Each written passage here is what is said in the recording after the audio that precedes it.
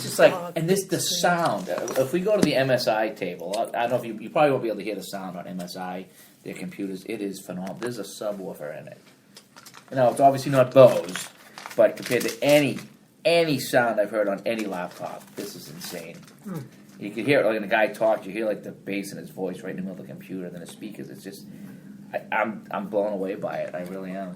I mean, it was an expensive computer. All right, so we are having lunch. Game Reedy, Nick DeNucco, and Holy Goalie has now joined us in Gamehouse Central. Oh, what? Move the phone to the middle. Oh. Everyone's got like equal distance. Equal distance? Yeah. Don't mind us. We're just adjusting the microphone. Taking up the trash. Yeah. So. I'm not using the actual mic. I'm just using that mic. So just push it as far away from me as you can. No, I know. No, it's just that way everybody's voice kind of gets even. Yeah. But so you guys just had a Nick's famous roast beef. Oh, really good. With sauce. And With I got you the soup. Now, Nick, I know you've eaten half of yours. What's up with that? Yeah, well, you know, I make them every day, and sometimes you just get tired of it. Meanwhile, I'm gutting mine, which is what I tend to do with a roast beef sandwich. I tend to just pick away at the I like have half the sandwich, and then the other half I just gut. Yeah, no, this is these are some good beefs. Mm-hmm. World famous beefs that I picked up for you guys. Thank you. And now, this is a very unique room that we're in. We're sitting at a big round table. It's got to be 4 foot wide. At least. Okay. 4.5 There's foot. like 6 or 7 chairs at this table. Off to our right, we have a full-size living room that's bigger than the living room of my house, okay? Then we have a full-size desk, 2 bathrooms. In this whole area, there's one bed. We are going to be the 3 Stooges this weekend, sleeping in that bed. Mo, Larry, and Curly. No, we got a roll-away coming. Well, no, we're going to have 2 roll-aways coming. Yeah.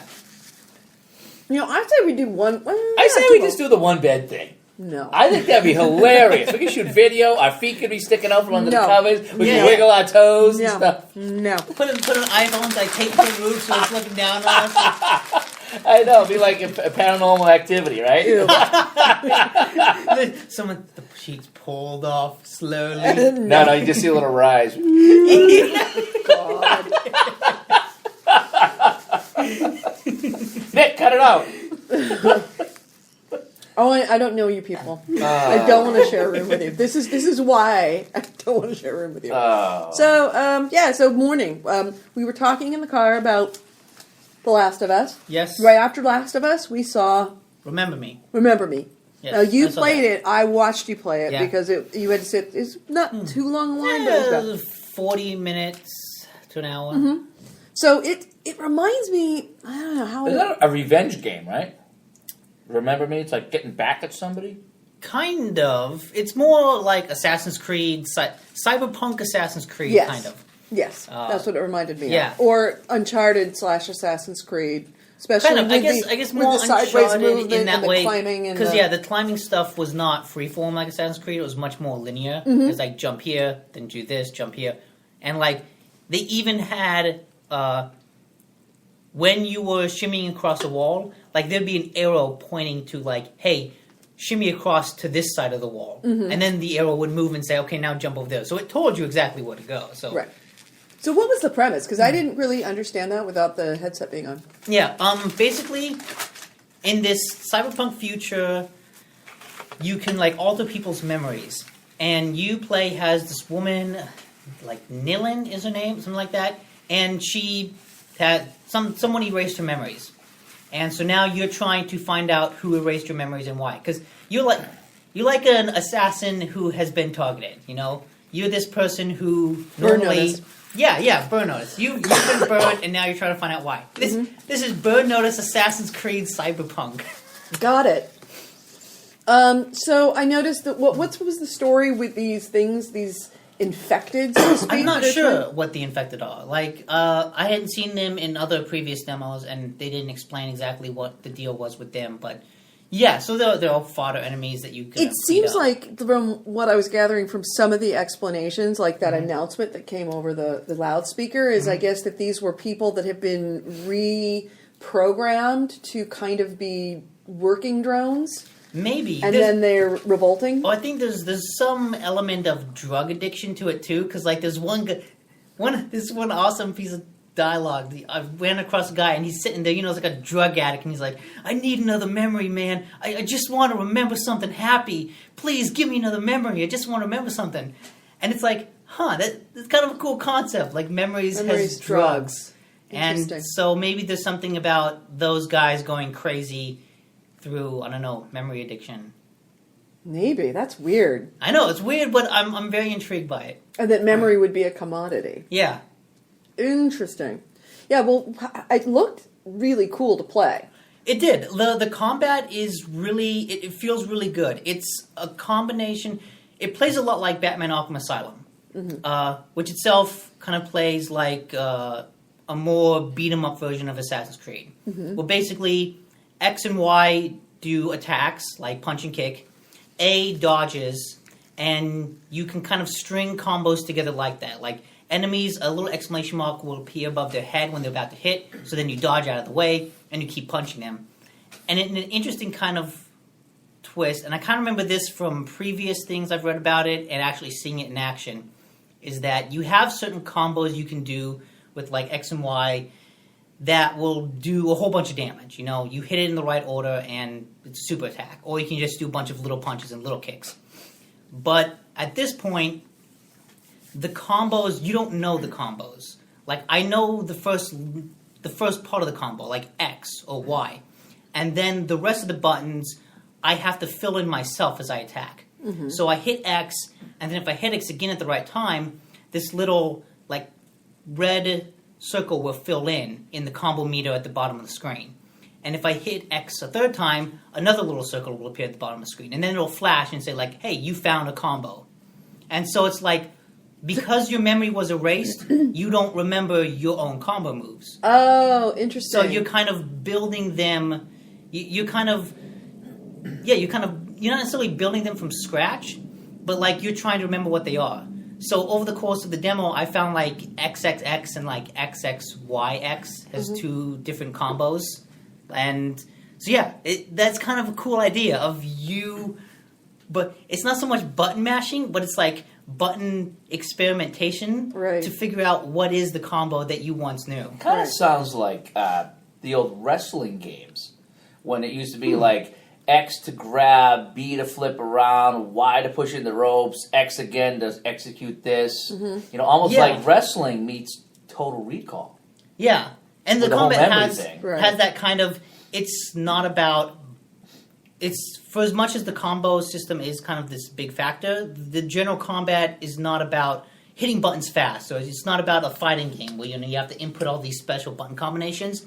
It's hey, punch and kick, and dodge. You know, that's what it is.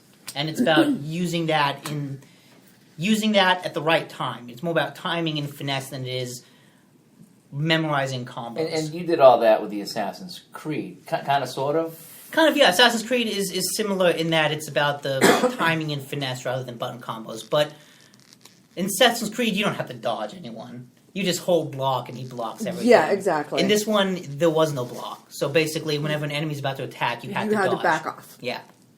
But she does a cool flip over them. Yeah, so, you know, actually, I really, from a third-person perspective of somebody watching you, I guess that would be second person, it was actually a really fun game to watch. Was it like a Tomb Raider dodge?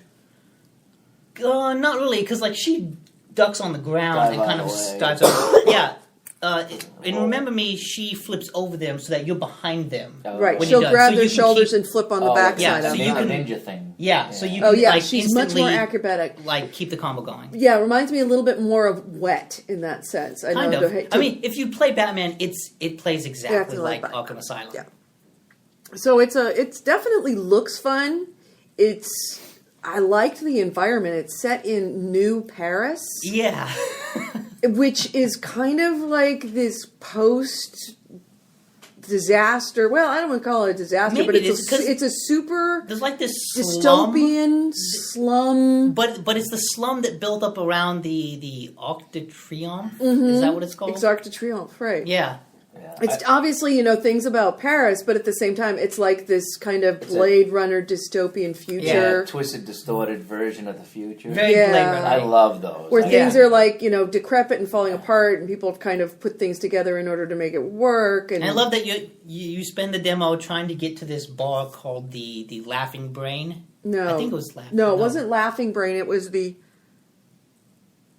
Oh, I can see the sign. I know, it's L something B. It was the... Isn't it? I thought for sure it was Laughing Brain. It wasn't Laughing Brain. It was like the Draining Brain or something Lacking like that. Brain? No. Licking Brain? No, it wasn't Loving Licking Brain? God dang it. I can't remember. We'll have to go back and ask. Luscious Brain. It was not a Luscious Brain.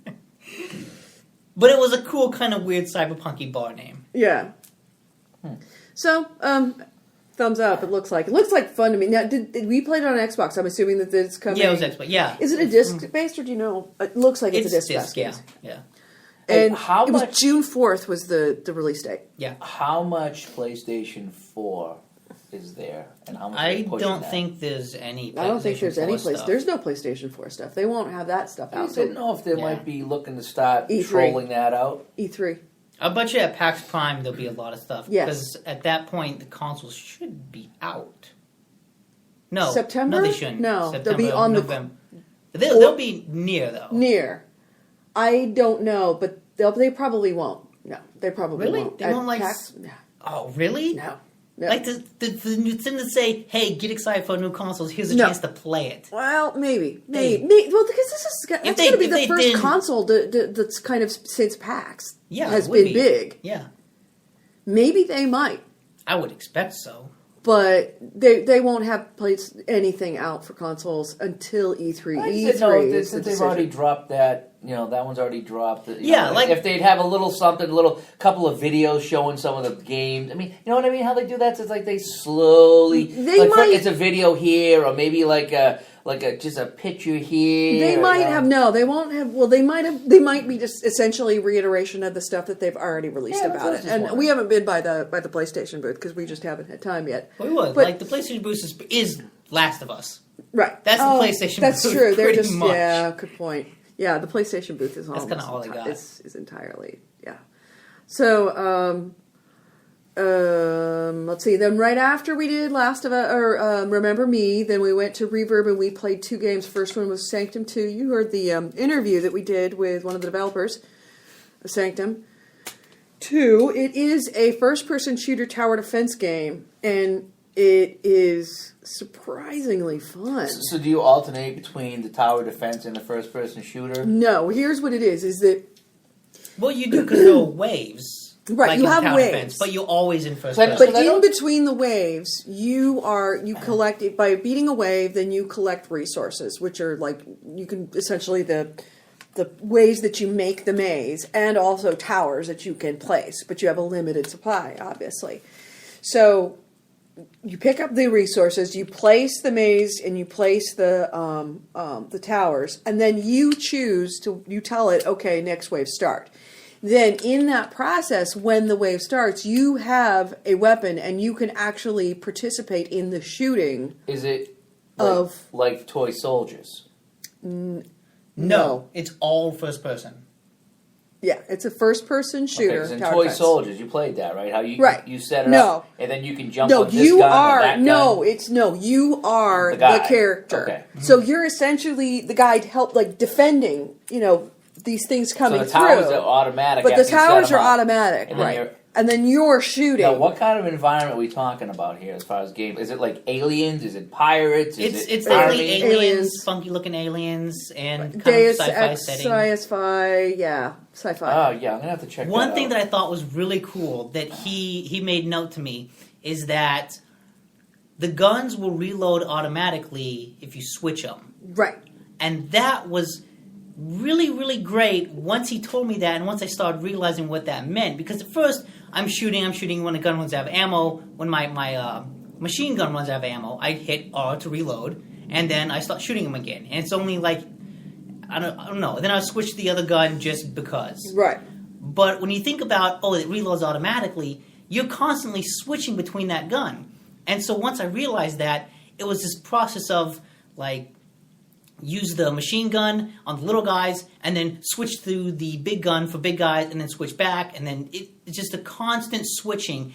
That's not something I've like seen in any first-person shooter. Like that kind of real, the variety in how you play. Right. Like the idea that you could reload when you switch it is so brilliant. Yeah, and I really like that. It's so simple. It's so simple, and yet but makes it really it keeps the action going constantly. Like at no point you're like, oh shit, I got to reload and back up and run away. It's like, nope, switch to the other gun. Mm-hmm. So I love it. So this is Sanctum 2. Mm-hmm. There was a Sanctum 1. There was. I think it was just for PC. Steam. He was saying that it was Were on they Steam. similar? Yeah, first-person tower defense. Yeah, first-person tower Okay. defense.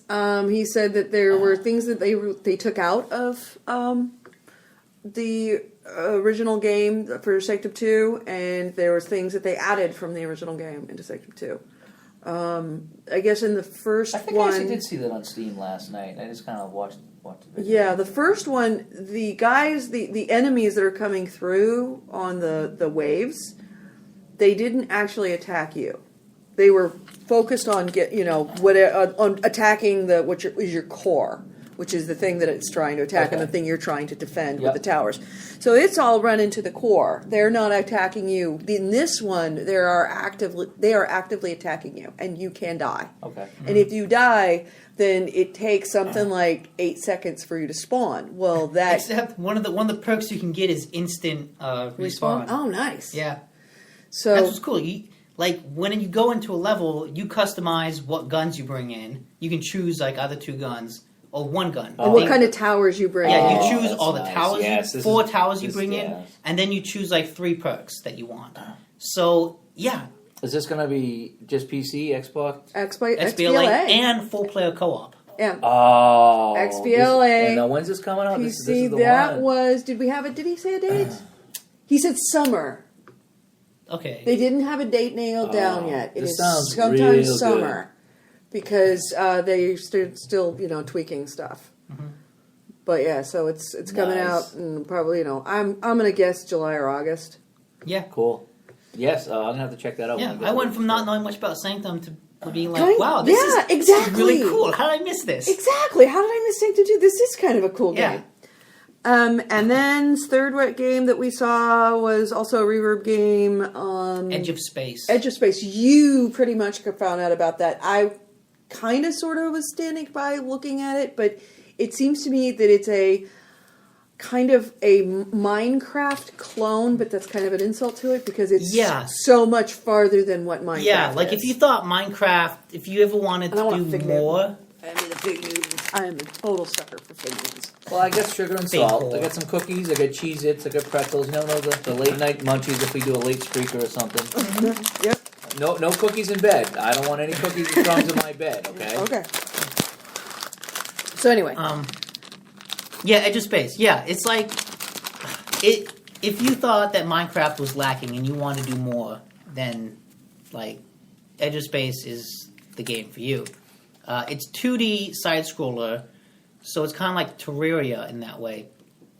But it's a really big world and it's 2D, big procedurally generated world. And from what I can gather, because like trying to play like a Minecraft-esque game in 20 minutes, yeah, there are a lot of it depends on verticality. Well, like that's kind of where the separate worlds come from. Is it okay? I was just checking to see if anybody was in chat. Nobody in chat yet. So, like, the top level is this kind of grassy area, and that has its own enemies and its own dangers and stuff. And then, if you go down, it seems like then it turned into an icy area, and the further you went down, is like this infected area, and the further you went down, some other type of area. But it all depends on the verticality. And each zone, and even other separate places within the world, have different densities of gas that mean the pressure in that area is either more or less. So if you enter that area without the proper spacesuit on, it'll crush you and kill you. Kinda So sounds you like my can't go bum. there. Your what? My bum. I don't need to know this. Different things of gas. If you don't go in the proper suit, Different pockets of gas, and if you just move the wrong Yeah. way, it gets you it and just depends on the crushes you. verticality of it.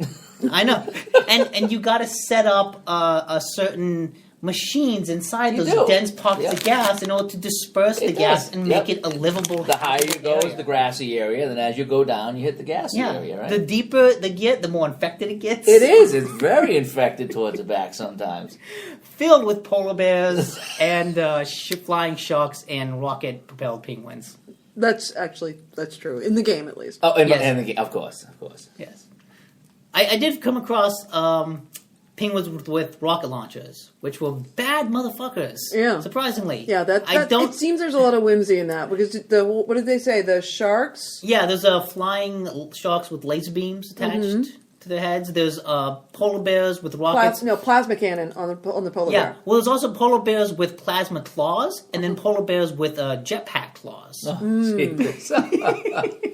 Sometimes those games can be fun, and sometimes they can be a bit much if there's too much going on. Right. No, there's definitely not. When too I much go to look going at on. videos, like whether it's XBLA, whatever it is, even on Steam, sometimes they're mostly on Xbox. So you go and you watch the videos, and you see a ship going on, and there's just stuff everywhere, enemies everywhere, bullets fly. It's just, being like an old school Pong guy that I was. You look at that, and maybe kids nowadays they need 100 things going on, but when I look at that, it's like this is way too confused. It's almost like when you play a tower defense, like I played the Defense Grid. Love that Defense Grid game. You start off with just a couple of towers. By the end of the game, you got 50 towers, and it's going. So if you jumped in at the end of the game, you'd be like, oh, I could never figure that out. You know what I mean? And that's what some of these games look like. It's like, man, it's too much. It did feel that way with Edge of Space at first. And even by the end of the little 20-minute demo, there's a lot going on in that game. Like, you can have nodes set up that conduct electricity. In fact, it's a lot like Minecraft in that, there's a whole lot to Minecraft. What was it? Redstone. Yeah. Like the redstone And switches. I've played a couple hours of Minecraft. I don't think I've ever even tried to use redstone. So like a whole section of that game that I've never experienced. Me too.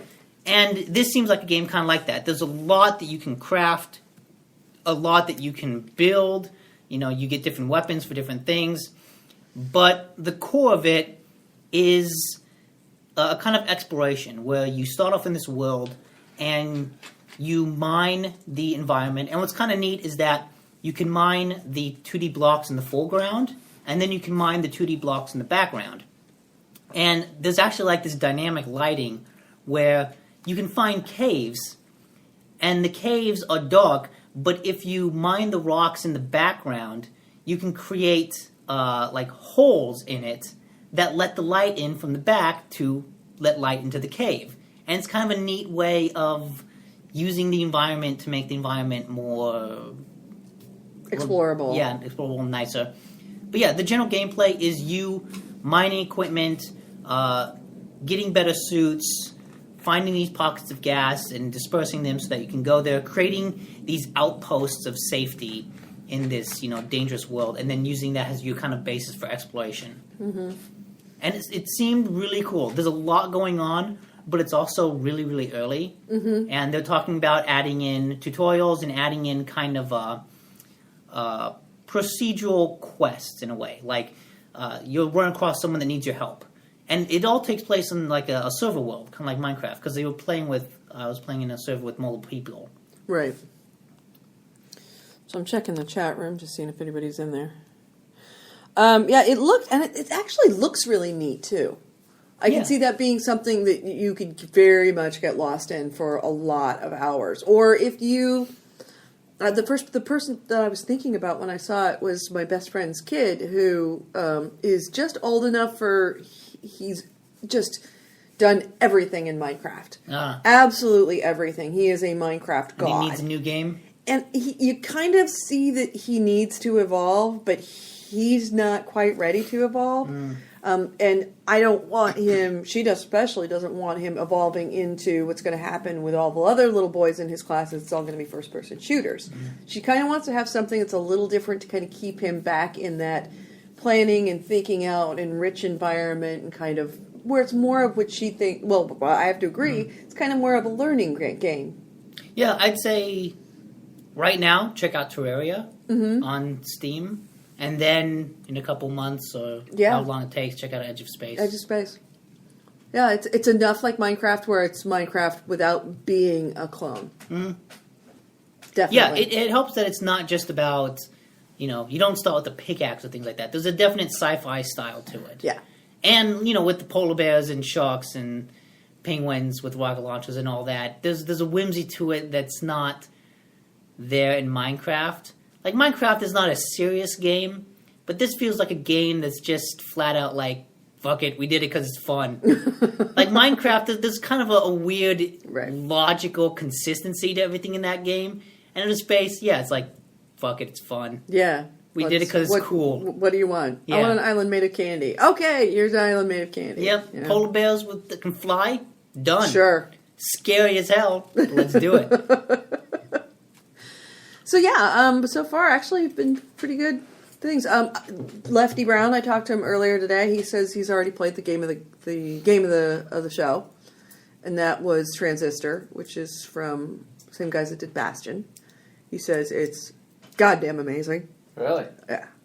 It's also, well, I didn't see the line, but apparently it's just people just piled on top of each other to look at it.